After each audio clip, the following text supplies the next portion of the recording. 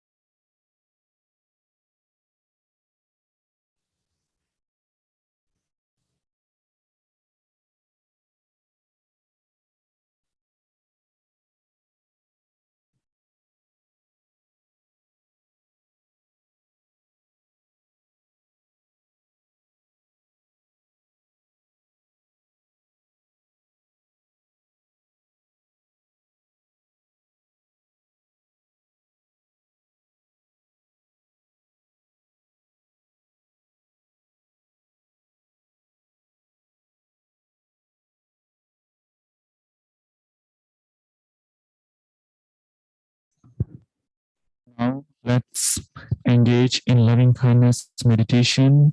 In this way, all the living beings be physically well. May all the living beings be safe.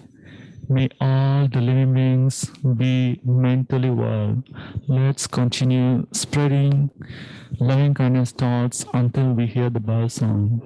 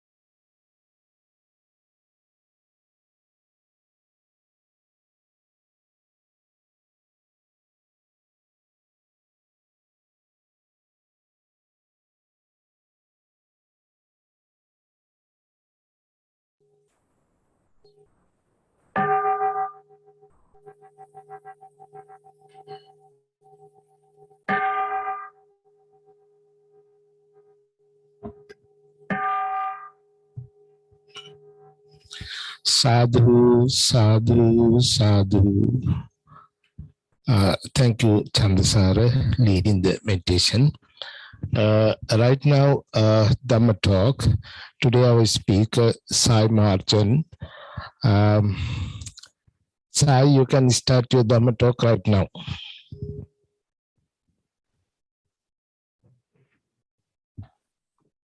Thank you, Bante.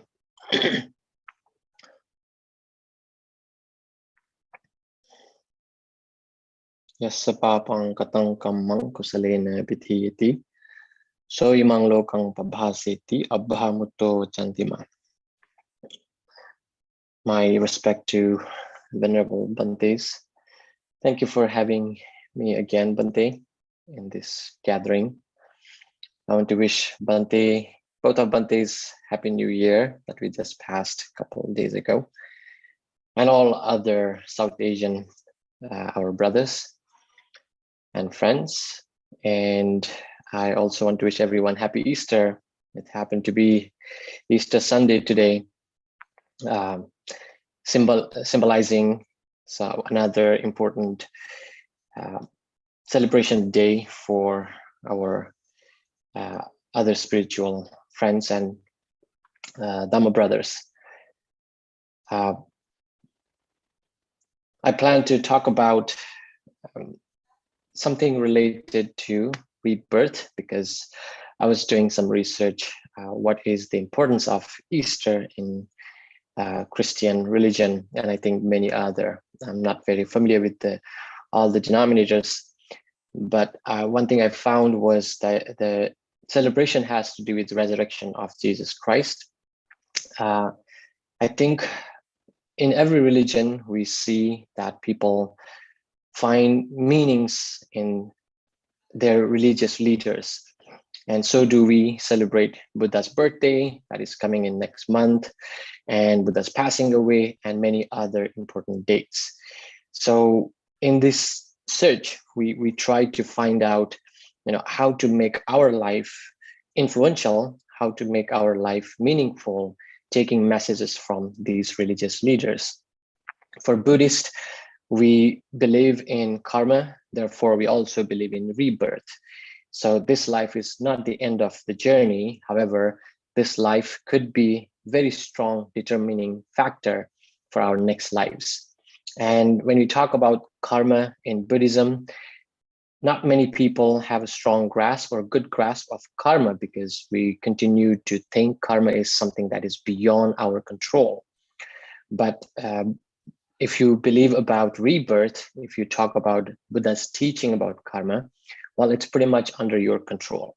However, once you act on anything intentionally, then it becomes something that you cannot control. But still, there are rooms that we can improve. So when we talk about rebirth, there is a connection between this life and next life. And for us, those who are human beings, we see this life, and we don't know many people who have passed away, who come to us and tell us about their new existence, new life. For example, we lost a very dear friend, Venerable Vinita, not so long ago. It's about, I think, 3 months, less than 3 months ago. We lost him very unexpectedly. Now, I don't think Bante Vinita came back to Bante Santi and told him that, Bante, I'm right here. I'm in this particular realm or this or that, because that doesn't happen. And trust me, there are people curious about this rebirth, not only now, but also during the Buddha's time. There was a king. He used to do lots of experiment on humans to see if somebody would come back to him and report about the next life or next existence. None of them came back. He tried so many ways. One of the very cruel act he did was he took hostage the whole family and asked one of the guys to, he will be killed and he has to come back to tell the king where he is born. So the king will release his family, and the guy didn't come back because there is no such connection we can make, because it's a little broader, it's a little different than what we understand. However, we believe in karma, so we continue to engage in good and, of course, some bad behaviors. And when we continue to practice, for example, there are some ways to improve our life from Buddhist teaching. Number one, it could be strong faith in your spiritual practice. So as Buddhists, we strongly believe in Buddha, Dhamma, and Sangha. Not just faith, not just the blind faith, but also searching, but also trying to learn about the Buddha. To me, I was a Buddhist monk for 15, 16 years, and I continue to learn about Buddhism and try to practice. So the most important part for me is to, whenever I face challenges in my life, I like to think, what would the Buddha do in this situation? What are some examples that we have seen from the Buddha's history that have done? For another additional example to that, the practice of humbleness. Venerable Sariputta, the Buddha's chief disciple, showed how humble you should be. He learned about Dhamma, learned about the Buddha from another young monk whose name was Assaji. And from him, he learned the Buddha's existence, Buddha's teaching. He became enlightened. Then he continued to practice, and he became the chief disciple of the Buddha. He didn't stop showing respect to Venerable Assaji. Until to the end of his life, he continued to show respect to Venerable Assaji before he go to sleep and whenever he can. So those examples to me is very powerful. And sometimes people ask, well, how scientific these teachings are. We can argue so much about scientific validity or reliability about these Buddha's principles, because science is very infant. We don't have such technology to test. So when we talk about improving our life, that could be one strong way, not always relying on one way to, like a scientific method, but also using ethical grounds, because science itself is governed by ethical principles. And Buddhism has one of the richest ethical principles for lay and household monastic practices.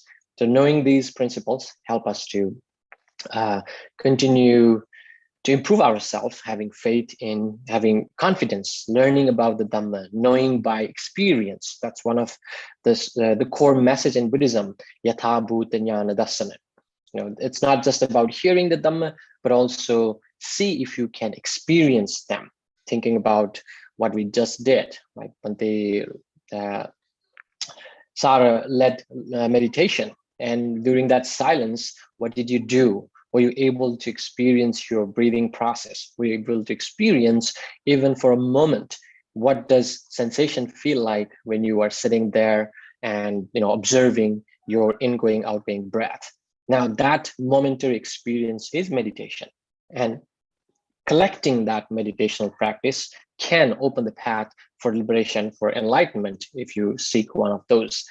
So that confidence is not just to have strong belief in any God or any religion. Well, in Buddhism, we don't have a God. We don't have any savior. We have the Buddha, who set examples and who set path. And having confidence in him is almost like you're looking up to your, someone who is inspirational. Their achievement, their success is not going to do much change in your life, bring much change in your life. However, you can aspire to reach that goal. So that is, for us, is we call Shraddha, the confidence in Buddha. And the way we continue doing this is knowing and understanding what we do intentionally matters. So intentional action. You engage in verbal, mental, and physical action. We all know physically we can hurt somebody, or we can save someone's life. We can steal, or you can give, or you can do something that is damaging or harmful to your relationship, or you can continue practicing good faith relationship. So that's physical action. And the other verbal action, you can talk lies, you can speak lies, or you can tell the truth. You can divide people by your speech, you can unite. You can just use cursing or swearing language, or you talk gentle and polite language. You engage in empty or meaningless conversation, or engage in meaningful, useful Dhamma discussion, so on, kind of engagement. So these are like physical and verbal actions we consider as karma. And these action, when you done intentionally, that is considered you're collecting some karma vipaka. And the one that is very least understood one is the mental action. That's the things that we just thinking could produce karma. Because we know, well, if you hurt somebody, of course, if you're Buddhist, you say that that's a bad action. But how about thinking? Now, if you have strong desire, strong lust, strong attachment to anything, that could produce karma as well. We call abhijja. That's one form of very strong unwholesome action. Your like addiction. You know, people, those who have addiction, they cannot think beyond the substance or behavior they're addicted to. And the other one could be hateful thoughts, yeah, right? Vyapada, vihingsa. So some people might have this vyapada, the aversion thoughts, very strong. It's very powerful. Now I just saw, I don't know whether it is a cat or a dog. That's John has the picture. So I just happened to think of animals.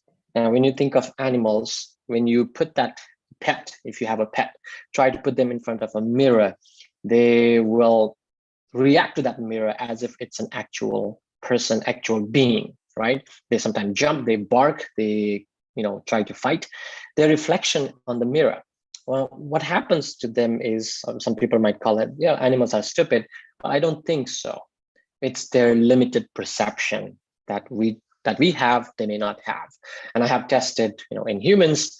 I have a daughter, and when I used to sit her in front of the mirror, she didn't recognize herself until like 1+ years old. Now she does, but there was a time she couldn't. So there's a limited perception, and that perceptual limitation could lead to false impression.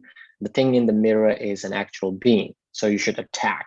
Now, when you hate somebody, when you have these hateful thoughts toward a person, we are creating a reflection of our thoughts. I'll tell you one example I experienced when I was a monk. A man came to me and he talked about he used to hate a guy for 12 years.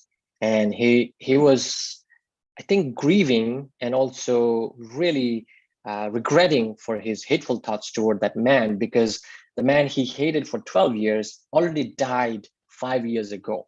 So he hated the man for 8 years and continued to hate him for another 5 years, even after the person is dead. Now, how awful that could feel, right? When somebody is dead, you continue to hate. That's how bad this hate could be, hateful thoughts could be. And we hold that impression like, the person never changed. Like when you have strong negative emotional reaction to somebody, we tend to believe, just like the animal, the thing in the mirror is just a bad thing. And the animal also think every time you go in front of the mirror, it comes back. That's how our hateful thoughts are. It continued to reappear, resubmerge, and we continue to hold on to that because we think they never change. But people do change. And I can share a lot of current examples that I have seen working in jail population in here in San Bernardino. People do change. People are misguided. They had bad examples. They had very awful childhood experience, but they do change. From the Buddha's time, we know this one character, Angulimala, who was a murderer, but by good teacher, by good guidance, he turned into a great teacher and he became a monk. He was one of the most innocent monk during the Buddha's time. Now, people do transform. They, like somebody you've been holding that strong grudge against, that could be only your own thoughts. That's not actual being there. And the other more dangerous thought could be your desire for someone to die. That's, again, in Buddhism, we call that one type of mental action. You're wishing someone's death, wishing someone's demise could be dangerous. So these all, like I mentioned, about 10 actions, we call 10 types of unwholesome deeds. We engage through your body, physical, verbal, and mental activities. And there's the opposite side. When you engage in this karma, it's like it's energy that you always live with. That's what karma does. And the karma is energizing you to continue to live your life. If you are alive, and from Buddhist point of view, there is the karma. There is, you still have that karma to continue this life. And some people may not have that. So karma is keeping, we call jiva dhatu. It's the warmth in our body that is one forms of rupa or corporeal that keeps body alive. And that's how we know somebody's alive. Once that disappears, it has to do with the karma. It has sometimes to do with man-caused death. It could be in many forms. So we continue to live this life because of the force of karma.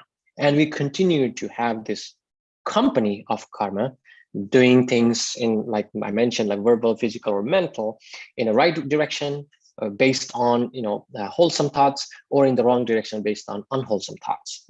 Now, when you continue this journey, that one thing I wanted to end this talk with the message is that we do have control of our karma. If you are a human being, sometime I don't know. Actually, I don't see anybody except myself right now. So I'm hoping you're listening. The whole screen is only the black boxes for me. I lost my chain of thoughts.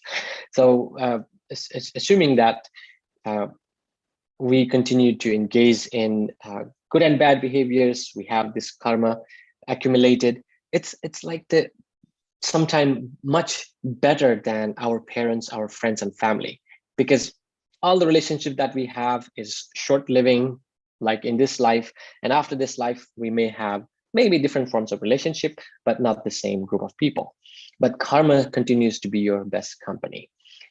Okay, thank you, John. You're there. I'm happy with that. We continue to have this relationship with our karma. It is our companion.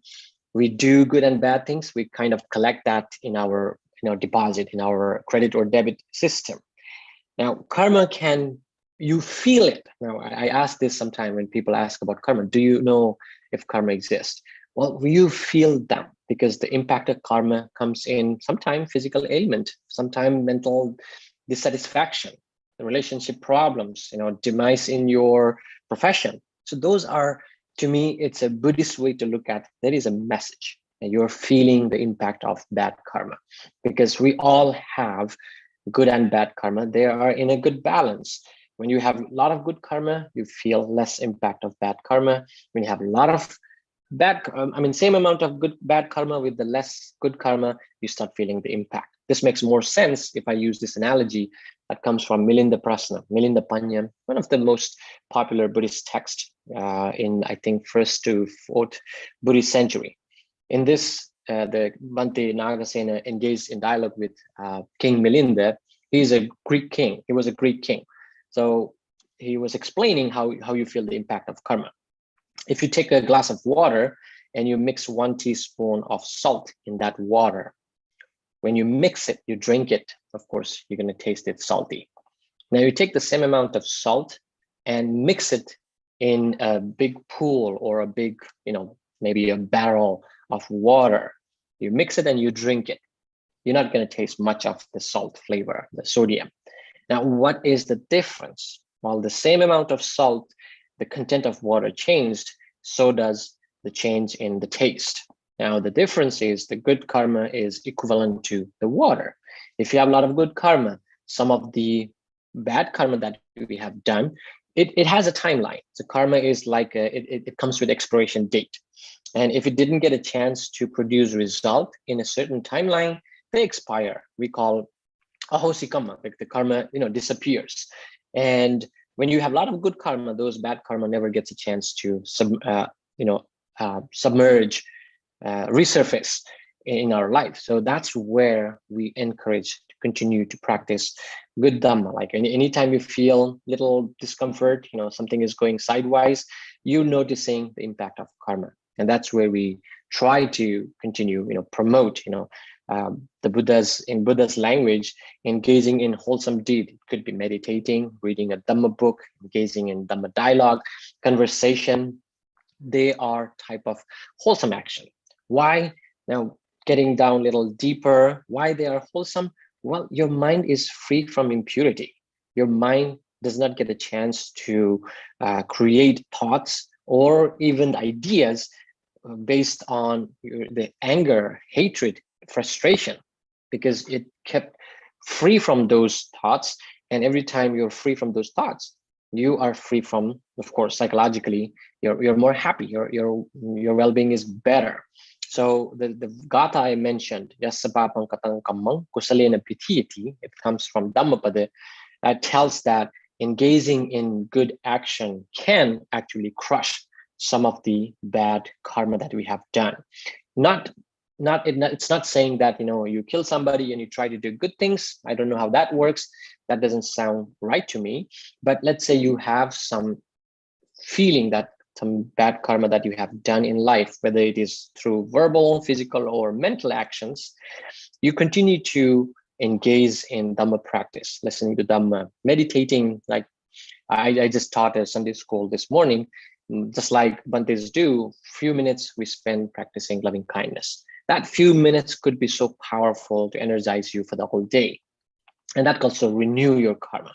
And engaging in those kind of action will let some of the bad karma stay there. And like I said, they have expiration date. Now they will try to find an opportunity to produce a result. And when they are waiting for too long, it might never produce result. That's what the gatha means. Yasapapam katang kammang kusalena pitiyati. You're able to crush some of those actions. And that encouraging, my message to you is encourage all of you to find a way to make your life meaningful, engage in actions, the karmic actions that will make this life much better, much meaningful. And every day we spend is the only day you have. April 16th, 2022 will never repeat again. This moment will never repeat again. Every day is just so unique, and making that life meaningful will determine how your next life will be, if you believe in one.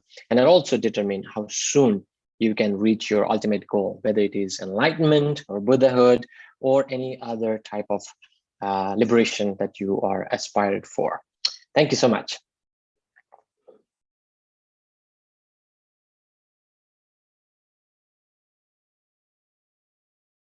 You can ask question or comment or anything.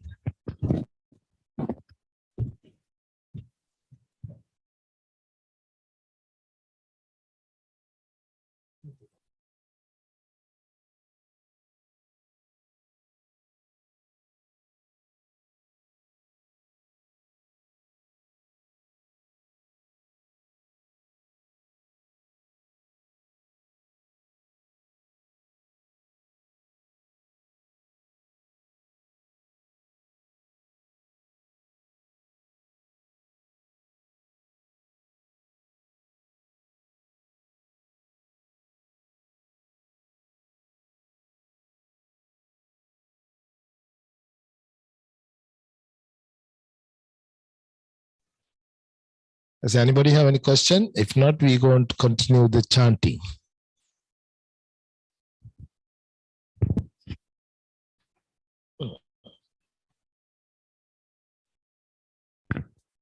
Any? Thank you for the Dhamma Talk.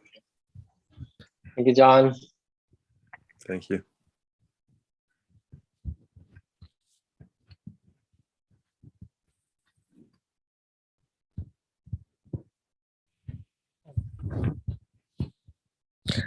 Thank you again, Mr. Sai, and hope to see you soon. And Happy New Year to your family. We will chant the page 4 and page 10 right now. Thank you, Bante. Thank you for having me. All right, thank you. See you soon, Bante. Have a good one, everyone. Have a good day, everyone. Bye-bye.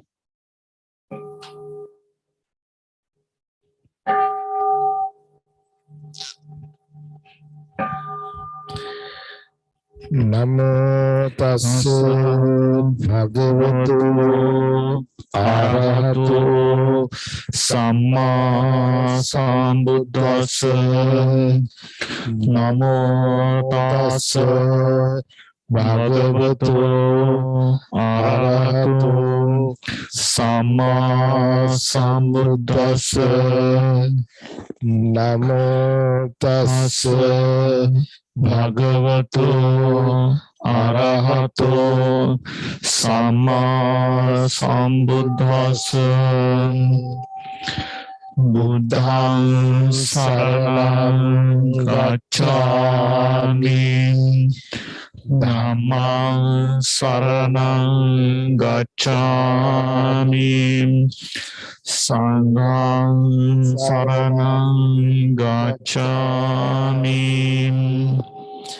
Sentient beings are numberless.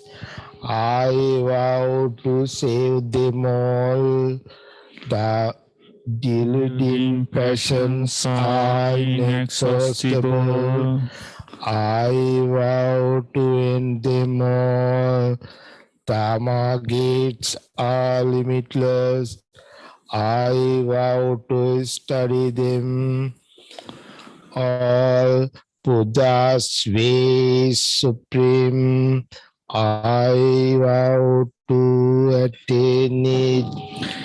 May suffering ones be suffering free, and the fear-struck fearless be. May the grieving shed all grief, and the sick find help relief. May all merit be extended to everyone, that we together with all beings may gain Buddha's way. Om Mani Padme Hum. Thank you again for everybody. Next Sunday, Subodha is going to give a Dhamma talk. I believe Sunday is 24, I believe. 24 next Sunday, coming Sunday. Subodha is going to give a Dhamma talk. Right now, that's it. Thanks again for everybody being with us. Hope to see you next Sunday also. By the power of the Buddha, Dhamma, and Sangha, by the power of all the Bodhisattvas, you all be well and happy. Sadhu, sadhu, sadhu.